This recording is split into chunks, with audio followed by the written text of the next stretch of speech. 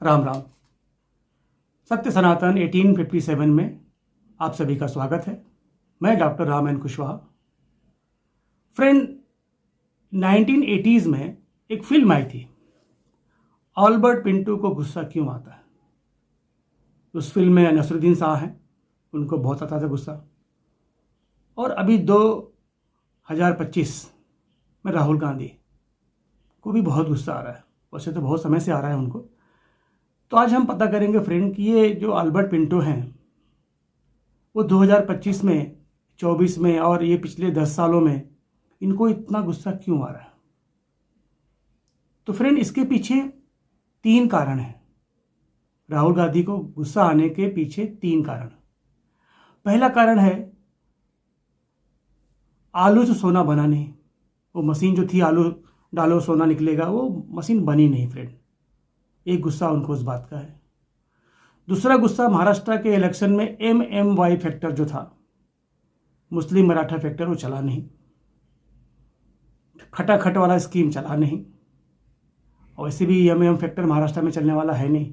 क्यों कि ये शिवाजी महाराज की धरती है, यहाँ पे सब चलता नहीं। तीसरा कारण है फ्रेंड, हरियाणा के लोगों ने जलेबी वाली फैक्ट्री लगाने को ही मना कर दिया। स्ट्रेट वे ना। अब जो भी जलेबी बनी थी वो उसका पेमेंट बीजेपी को करना पड़ा। तो ये 3 कारण से राहुल गांधी को बहुत गुस्सा आ रहा है। 15 जनवरी 2025 को इंदिरा भवन, जो कि नया मुख्यालय है कांग्रेस का, वहाँ पे एक ओपनिंग सेरेमनी में राहुल गांधी बोल रहे थे। वो मोहन भागवत जी को टारगेट किए हुए थे, जो आपको पता है RSS के प्रमुख हैं, और उनको खूब भला बुरा। अब संदर्भ क्या था कि मोहन भागवत जी ने 14 जनवरी यानी 14 तारीख को, एक दिन पहले, इंदौर की एक सभा में, एक कार्यक्रम में उन्होंने कहा कि 15 अगस्त 1947, 15 अगस्त 1947 में जो हमको आज़ादी मिली, वो राजनीतिक रूप से हम आज़ाद हुए, लेकिन पूर्ण आज़ादी अयोध्या मंदिर के निर्माण के बाद मिली। 1947 के आज़ादी के बाद हमने संविधान बनाया, सर्वसम्मति से संविधान बना, लेकिन संविधान के हिसाब से देश चला नहीं। एक खास वर्ग को बहुत दबाया गया। उनका सीधा मतलब था हिंदुत्व और सनातन धर्म को दबाया गया। तो जो राम जन्मभूमि के ऊपर जो रामलला का मंदिर बना, वो दिन, उद्घाटन का दिन, हमारे पूर्ण आज़ादी का दिन था। अब ये बात राहुल गांधी को एकदम चुभ गई। और वैसे भी मोदी को गाली देना, RSS को गाली देना उनका फैशन है।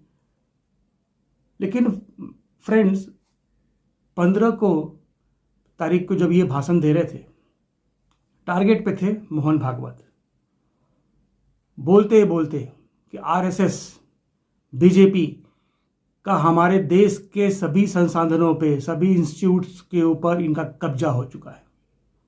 सेना, खास करके चुनाव आयोग, न्याय व्यवस्था आपकी, सुप्रीम कोर्ट, हाई कोर्ट, मतलब सब कुछ के ऊपर इनका कंट्रोल हो चुका है। सब कुछ इनके अनुसार चल रहा है। इसलिए हम कोई इलेक्शन जीत नहीं सकते। उनका कहने का मतलब ये था, क्योंकि अब तक सब हारते आ रहे हैं, तो किसी के ऊपर तो भाई ठिकरा फूटेगा।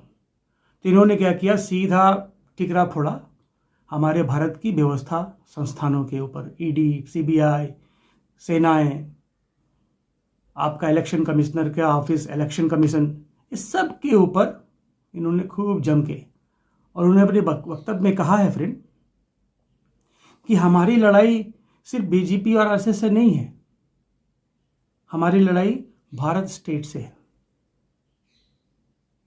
फ्रेंड, ये जो शब्द था ना, हम लड़ रहे हैं भारत स्टेट के साथ, यानी कि भारत के साथ वो लड़ रहे हैं, ये सीधा सीधा भारतीय न्याय संहिता की धारा 152 के तहत ये राष्ट्रद्रोह का मामला बनता है। अब इन्होंने क्यों कहा? क्योंकि ये भारत को भारत मानते ही नहीं, एक देश मानते नहीं है। इसको मानते हैं ये यूनियन ऑफ स्टेट है, छोटे छोटे राज्यों से बन के बना देश है, ये एक देश नहीं है। और ये कई बार कह चुके, आपने सुना होगा, इंडिया में पार्लियामेंट में कहते हैं, यूएसए में जाके कहते हैं, लंदन में जाके कहते हैं। फ्रेंड, इस व्यक्ति को कोई बताए कि आज़ादी की लड़ाई देश और देश के नाम पे, राष्ट्रवाद के नाम पे लड़ा गया, और ये देश को देश ही नहीं मान रहा, भारत को भारत ही नहीं मान रहा। इसका मतलब ये जो कांग्रेस है, जिसमें राहुल गांधी, सोनिया गांधी और इनकी जो और लोग चट्टे बट्टे जो लोग हैं, ये पुराने कांग्रेस नहीं है। ये नेहरू इंदिरा की कांग्रेस नहीं है, ये अलग कांग्रेस है। सर, ये जो शब्द है ना कि हम भारत से लड़ रहे हैं, ये शब्द का इस्तेमाल नक्सलवादी करते हैं, आतंकवादी करते हैं, डीप स्टेट करता है। ये उसकी सोच है, टुकड़े टुकड़े गहन की ये सोच है, और राहुल गांधी यही सोच के ऊपर अपना काम कर रहे हैं। अब ये कह रहे हैं कि भारत की जो व्यवस्थाएं हैं, जो इंस्टीट्यूट्स हैं, उसके ऊपर आरएसएस और बीजेपी का कब्जा है। फ्रेंड, कोई इनको ये बताए कि 10वें चुनाव आयोग के अध्यक्ष, इलेक्शन कमिश्नर कौन थे?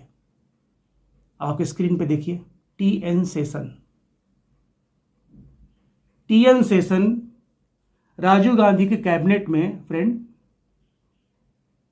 ये चीफ सेक्रेटरी हुआ करते थे। इनको इलेक्शन कमिश्नर बनाया गया। घर के मेंबर, बहुत क्लोज गांधी परिवार के। जब ये इलेक्शन कमिश्नर के पद से रिटायर हुए, तब इनको कांग्रेस की टिकट पे चुनाव लड़ाया गया। एक बार ये लाल कृष्ण आडवाणी के अगेंस्ट में भी चुनाव लड़ चुके हैं। क्या मतलब हुआ इसका? तब कब्जा नहीं था। उसके बाद एमएस गिल 11वें चुनाव आयुक्त, इलेक्शन कमिश्नर। ये बाद में राज्यसभा सांसद बने। ये कौन था? राजीव गांधी, गांधी परिवार के करीबी लोग थे। उसके बाद तो कमाल हो गया फ्रेंड। ये व्यक्ति है नवीन चावला। इनके ऊपर एक कमेटी बनी थी, शाह कमेटी। उस कमेटी का रिकमेंड था कि ये व्यक्ति भारत के किसी भी संवैधानिक पद पर बैठने के काबिल नहीं है, और ये व्यक्ति को क्या बनाया गया? Election commissioner. नवीन चावला बहुत करीबी थे ये गांधी परिवार के, उनको इसका रिवार्ड मिला। तब कब्जा नहीं हुआ, संस्थानों पे कब्जा नहीं हुआ। और दुनिया को पता है, सब जानते हैं, जो लोग पॉलिटिक्स को फॉलो करते हैं, कि जो जो गांधी परिवार की चाटुकारिता की, उसको उसका फल मिला। वो चाहे उसका काबिल हो, नहीं हो, कुछ भी हो। सबसे ताज़ा उदाहरण है डॉक्टर मनमोहन सिंह। तो फ्रेंड, ये जो गांधी महाराज हैं, ये अल्बर्ट पिंटो, जो उनको गुस्सा आ रहा है बार बार, इसके पीछे एक सोची समझी राजनीति है फ्रेंड। देश को टुकड़े टुकड़े में बांटो और राज करो, क्योंकि इनको यह पता है कि नॉर्मल इलेक्टोरल प्रोसेस के थ्रू अब ये जीतने वाले नहीं हैं। तो अब ये क्या कर रहे हैं कि जो लोग भी एंटी इंडियन सेंटिमेंट रखते हैं, उनको ये इन्फ्लुएंस कर रहे हैं। डीप स्टेट को बता रहे हैं कि भाई, हम अभी भी आपके पैरों के नीचे दबे हुए हैं। चाइनीज फंड का जो पैसा आया है, उसकी वजह से ये अपना हक अदा कर रहे हैं कि भाई, माई बाप, अभी भी हम भारत को तोड़ने का प्रयास कर रहे हैं। फ्रेंड, कमाल की बात यह है कि अभी तक इस बंदे के ऊपर कोई एफआईआर नहीं हुआ। अगर इसी जगह पे कांग्रेस होती और दूसरे पार्टी का किसी बंदे ने ये बोला होता कि भाई, हम भारत के अगेंस्ट में लड़ रहे हैं या लड़ाई कर रहे हैं, तो कांग्रेस उनको उठा के अब तक अंदर डाल चुकी होती। क्योंकि कांग्रेस पार्टी का एक खास बात है कि इनके अंदर किलिंग इंस्टिंक्ट जबरदस्त है। आपको याद होगा, रामदेव जी ने एक प्रोटेस्ट निकाला था, आपको याद है? रात में ही उठा लिया गया उनको, और किसान आंदोलन पूरे साल चला। तो फ्रेंड, आपको ये सोचना है कि आने वाले समय में इस तरह की गतिविधियां बढ़ेंगी, समाज को बांटने का प्रयास होगा, टुकड़े टुकड़े करने में प्रयास होगा, हिंदुओं को आपस में बांटा जाएगा, जातिवाद में बांटा जाएगा। वैसे भी हम बटे हुए हैं, बट हमारे बीच की खाइयों को बड़ा किया जाएगा। आज ये वीडियो बनाने का यही मकसद था फ्रेंड, कि आप इन सब चीज़ों को समझें। राहुल गांधी को तो अवार्ड मिलना चाहिए कि जो वो कर रहे हैं, उन्होंने बोल दिया कि भाई हम भारत को भारत नहीं मानते, ये टुकड़े टुकड़े करके रहेंगे इसको हम, और जो भी शक्तियां इस देश को टुकड़े टुकड़े करने में हमारी मदद करेंगे, हम उनके साथ में। फौरन जाके करते क्या है, ये जितने भी एंटी इंडिया सेंटीमेंट रखने वाले लोग हैं उनके साथ इनकी मीटिंग होती है। रिजीम चेंज के जो एक्सपर्ट हैं दुनिया में, उनसे इनकी मीटिंग होती है। तो आज ये जो मीटिंग हो रही है, उसके ऊपर जो हम लोग इल्ज़ाम लगा रहे हैं, उस बात की इन्होंने पुष्टि 15 जनवरी को कर दिया इन्होंने। फ्रेंड, राहुल गांधी बनारस जाएं, कहीं और जाएं, धार्मिक स्थलों पर जाके देखें कि धार्मिक आज़ादी क्या होती है और पब्लिक क्या सेलिब्रेट कर रही है। सबसे जीता जागता उदाहरण है फ्रेंड 31 दिसंबर और 1 जनवरी के बीच में जो सेलिब्रेशन होता है फ्रेंड। गोवा में भीड़ लगती है, जाने को टिकट नहीं मिलता है, फ्लाइट का नहीं, बस का नहीं, ट्रेन का नहीं, होटल फुल्स रहते हैं। इस बार ऐसा नहीं हुआ। इस बार जितने भी धार्मिक स्थल थे वहां पे बूम है। क्या है ये धार्मिक आज़ादी है। इस चीज़ को वही महसूस कर सकता है जो भारत को अपना देश मानेगा, जो यूनियन में स्टेट मानेगा, वो ऐसी ही बात करेगा। अब देखना यह है फ्रेंड कि सरकार इस बंदे के ऊपर कार्रवाई कब करती है। पब्लिक मंच पे बोला गया ये भाषण है, इसको हमको सीरियस लेना पड़ेगा। हमारी न्याय व्यवस्था में जो भी प्रावधान है उसके अनुसार इस बंदे के ऊपर कार्रवाई होनी ही चाहिए, क्योंकि अब ज़्यादा हो रहा है और ऐसा लग रहा है कि ये एक बड़े तूफान का संदेश है फ्रेंड।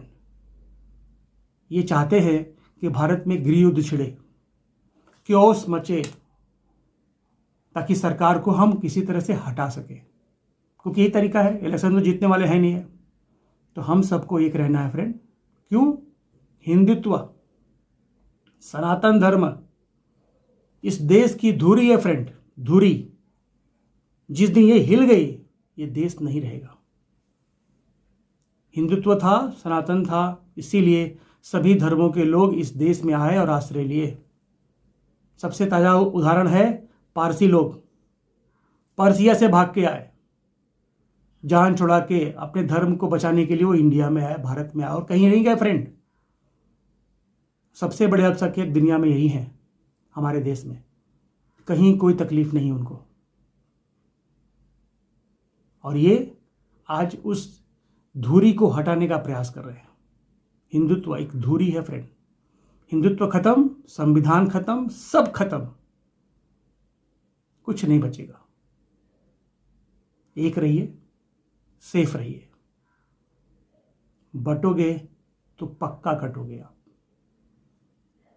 कोई बैकवर्ड, कोई फॉरवर्ड, कोई एससी, कोई एंटी, ऐसा कुछ भी नहीं है। एक रहिए और ऐसे देश के गद्दारों को पहचानिए और उनसे दूर रहिए, उनकी बातों में मत आइए। फ्रेंड, आज इस अंक में इतना ही। अगर आप हमें सहयोग करना चाहते हैं तो आपके स्क्रीन के ऊपर एक QR कोड दिया हुआ है, आप उसके माध्यम से हमें सहयोग कर सकते हैं। इस अंक में इतना ही। इस वीडियो को अंत तक देखने के लिए आप सभी का धन्यवाद। भगवान आपकी रक्षा करे। धन्यवाद।